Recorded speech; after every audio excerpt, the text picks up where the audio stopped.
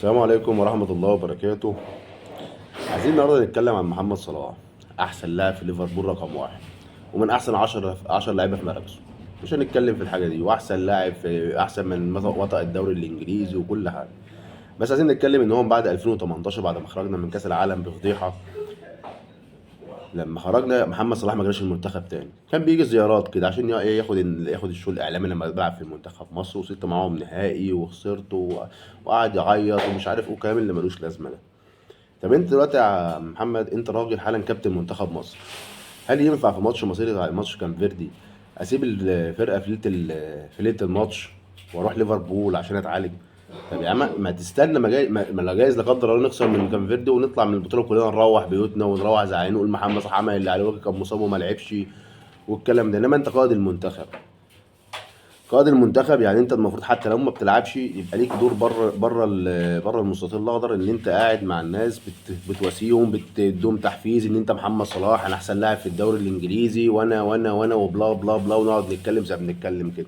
انما ان انت تسيب المعسكر المنتخب قبل ماتش زي ده، وماتش مهم ومصيري زي ده، يعني انت متخيل ان احنا ممكن من اول مره من 30 سنه نخرج من دور المجموعات في كاس الامم في عهدك انت، ان انت ما عملتش اي حاجه للمنتخب.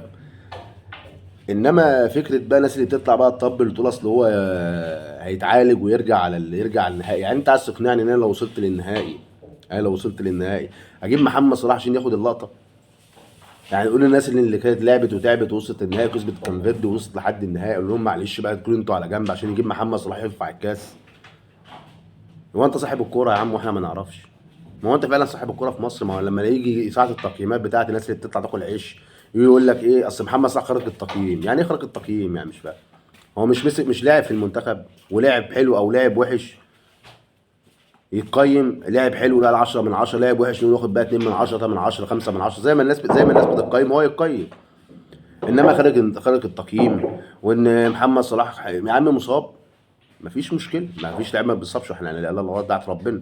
انما خليك مع المنتخب بقى، خليك مع الناس اللي هي بتشايفاك مثل اعلى ليهم، وان هم بيلعبوا مع المنتخب عشان محمد صلاح بيلعب فيه، وان احنا عندنا جوهره افريقيا اللي موجوده حاليا في اوروبا، وان احنا بنتكلم، احنا ما بننكرش ان محمد صلاح راجل لعيب، محمد صلاح لعيب بس لنفسه في ليفربول. انما عندنا في المنتخب لما بيجي يلعب ما بيلعبش، بيلعب بالشوكه والسكينه، وساعات بينسى السكينه في اليد عشان ما يتعورش. انما حالا لو المنتخب، بيقول لك يورجن كلوب في تصريح بيقول لك انه لو قبل النهائي المنتخب وصل قبل النهائي ابقى ابعت لكم محمد صلاح يلعب معاكم. يعني انا هعدي كالفيردي والعب نص، والعب سور ال 16 واصعد مربع ذهبي والعب سوق دور الثمانيه، وبعد كده العب مربع الذهبي عشان اجيب محمد صلاح يلعب معايا. طب ما انا وصلت لكل ده من غير محمد صلاح، انا محتاجه في ايه اصلا؟ اه كان ادائك وحش الماتش اللي فات اللي انت اتصبت فيه، ما اختلفناش عادي. انما انت اداك، ده الطبيعي بتاع اداك اصلا، مش ان انت كان مستواك وحش، ده طبيعي بتاعك احنا مع المنتخب. وده كلامي من زمان، الناس اللي تعرف ان انا بقول دايما ان محمد صلاح بيجي يلعب معانا عشان انا موجود في المنتخب. وباصل صلاح، صلاح ما بيعملش حاجه. انما حالا تقول لي صاحب الكلوب ان انا لو وصلت نص النهائي والله ممكن ابقى اعطيكم محمد صلاح يلعب معاكم. ما هو ما وصلتوش، هو الراجل معانا هو عشان يأهل نفسه، عشان احنا ورانا برضه الدوري، ورانا دوري ابطال ودوري اوروبا وبنلعب وربنا يكرمنا ناخد بطولتين. الراجل برضه ما بيطلعش صفر برضه في البطولات، ما ينفعش، لنفسه مش لينا.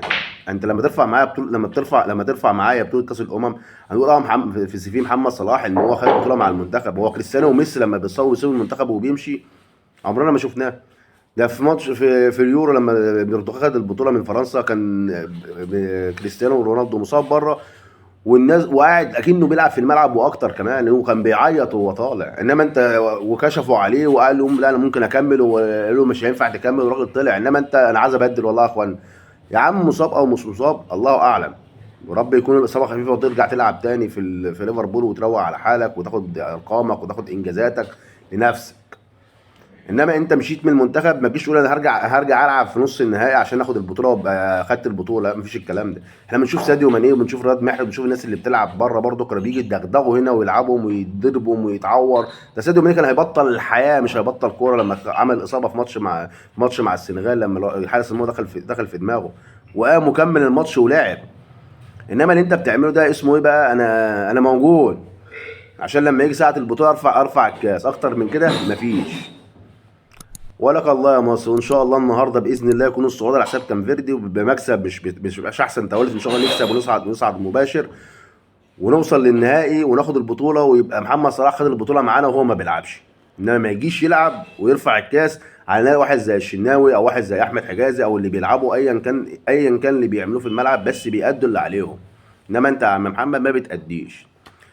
ورايا ان شاء الله ادعوا لمصر باذن الله النهارده ان شاء الله الصعود باذن الله على حساب كام فيردي، مش على حسابها، احنا ناخد الثلاثه بونت عشان نصعد تاني المجموعه باذن الله. وان شاء الله ان شاء الله هنتقابل في النهائي، وهيكون محمد صلاح بيتفرج على الماتش في المدرجات او في ليفربول على شاشه زيه زي بالظبط. والسلام عليكم ورحمه الله وبركاته.